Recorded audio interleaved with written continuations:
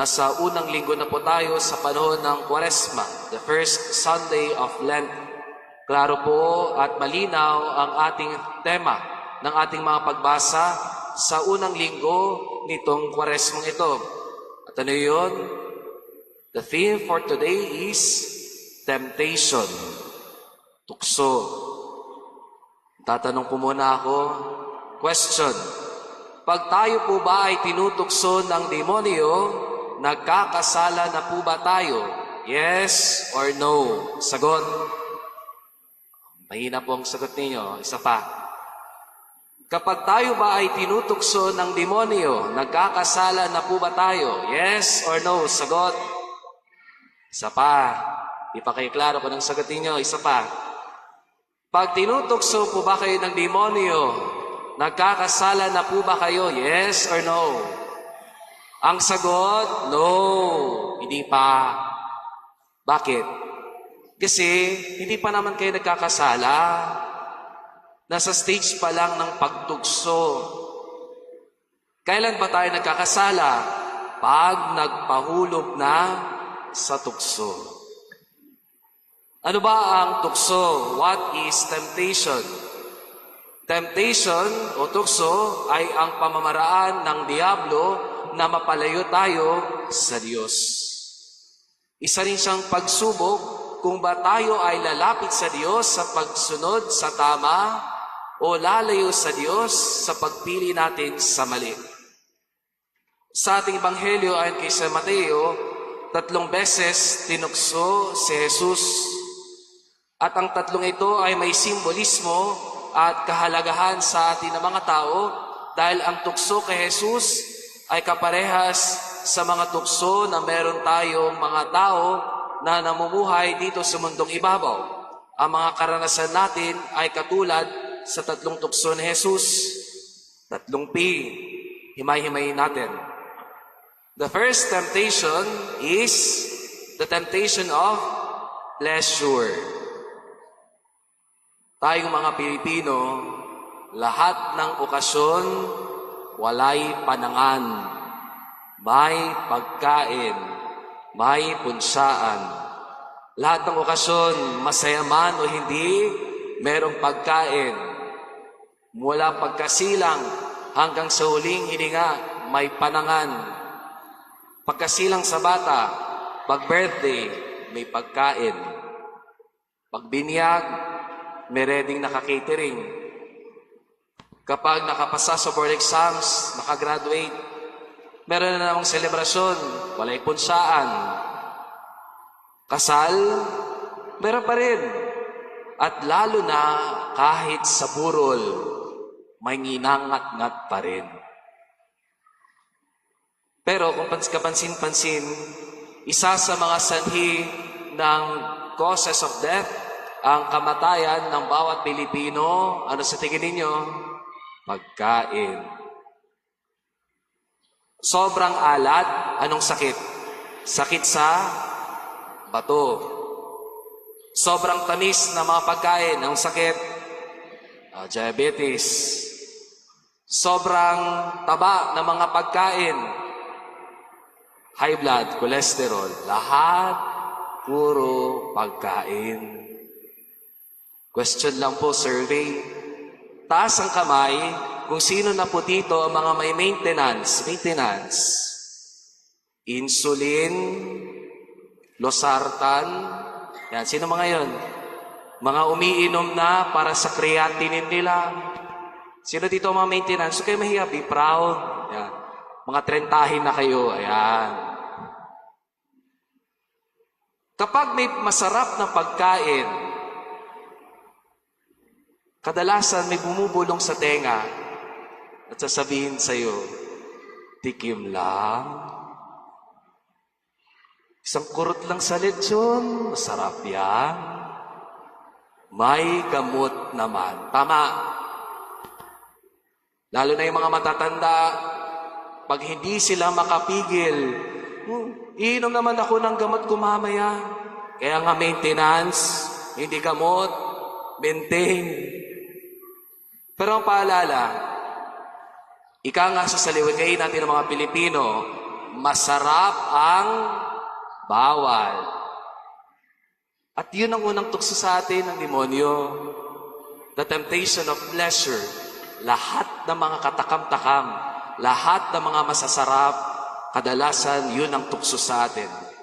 Nung dumating ako dito sa katedral, isa ang tanong ng mga kabataan sa akin. At ano yun? Father, may TikTok po kayo? Alam niyo ang sagot ko, wala. Tik-tik meron. Bakit ba? Doom scrolling, namunguna ang mga Pilipino na halos lahat ng oras nakalaan sa pagsiselfone. For sure, yung iba dito, pag boring ang homily ni Father, nag-i-scroll na kayo. Tama? Pero mga kapatid kay Kristo, paalala sa atin ng Diyos, we must overcome the temptation of pleasure. Dahil ang sandata natin, lalo na sa panahon ng Kwaresma, fasting, abstinence, marunong mag-ayuno, marunong magbawas-bawas sa mga nais ng pangangatawan. The first temptation, the temptation of pleasure.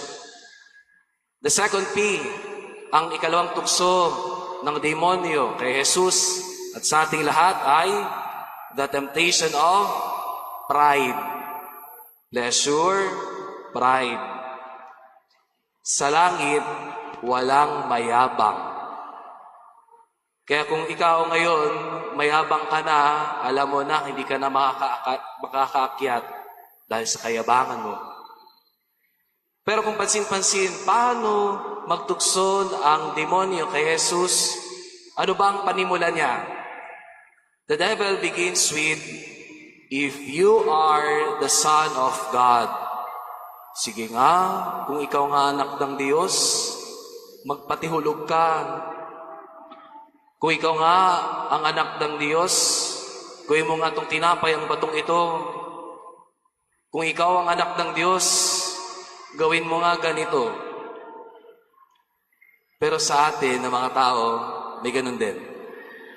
Ang tukso na hindi natin kailangan ng Diyos, pride. Sa ating first reading sa libro ng Genesis, ang tukso ng demonyo sa kanila Adan at nila Eva. Kainin mo lang ang bunga, the fruit of the tree from the tree of the knowledge of good and evil. Magiging Diyos ka. At anong panyaya sa atin, mga kapatid kay Kristo?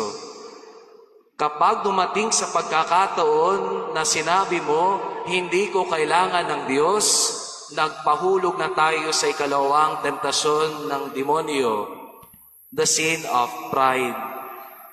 Kasi ang mga katotohanan, mga kapatid kay Kristo, kailangan na kailangan natin ng Diyos. At kung binanggit mo at isinabuhay mo na wala ang Diyos sa buhay mo, you now fall in the second temptation of the devil, the sin of pride. Pleasure, pride. Ang ikatlo at huling tukso ng demonyo na naranasan ni Jesus ay ang tukso, the temptation of power, kapangyarihan. Wala pang 2028, pero may naririnig na kayo mga tumatakbo. Wala akong sinasabi kung sino-sino, ha? Pero isang tanong ko sa inyo, mga kapatid kay Kristo, bakit kahit 80 na o uugod-ugod na, bakit marami pa rin sa kanila tumatakbo sa mundo ng politika? Hindi lang korupsyon, kundi nakatikim na nakapangyarihan. Ayaw nilang matanggal yun. Yung kayang mangutos, yung pinapaalala sa sarili, ako ang boss, yun ang mahirap na tukso. Kapangyarihan. Kasi pag nakaranas ka nito, halos ayaw mo nang bitawan ang pwesto mo. Pero paalala, mga kapatid kay Kristo, ang kapangyarihan ay hindi nagmumula sa atin mismo. Ang tunay na kapangyarihan nagmumula sa Diyos, at ang tanong, paano mo ito gagamitin sa paglingkod? Three temptations of the devil that we should strive and overcome. The temptation of pleasure, of pride, and of power.